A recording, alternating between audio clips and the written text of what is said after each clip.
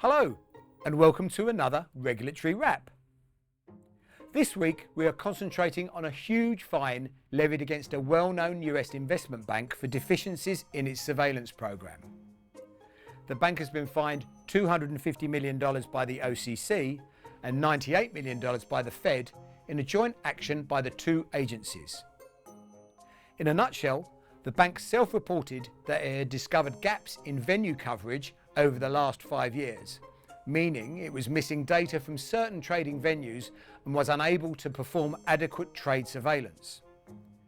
It was also missing the relevant governance and oversight elements too, with the regulators describing this as unsafe and unsound practice. While it looks like surveillance teams are having the finger pointed at them here, it may not ultimately be a surveillance-specific failing. Teams can only monitor the data that's being delivered to them. If front office colleagues who generally own upstream data sources don't provide the relevant info or data, it's going to be very difficult to guarantee comprehensive cover. This action is sending shockwaves through the industry and requires all firms to refresh their oversight to make sure they have a complete surveillance picture. Attestations for data completeness from upstream data owners do provide some oversight and control, but going forward, it looks like the more thorough reconciliation will be needed to validate the capture of complete data sets.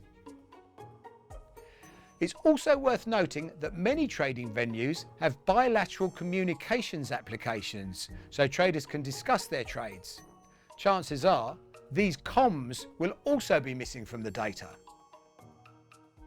As the missing trading venues are brought into the scope of surveillance practices, firms might need to leverage open connectors, which can capture data from any communication source, as they would be a viable solution to capture the comms relating to those trades and orders.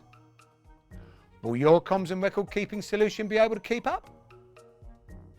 Interesting times, and it seems inevitable we will see more on this. Join us next time for another regulatory wrap.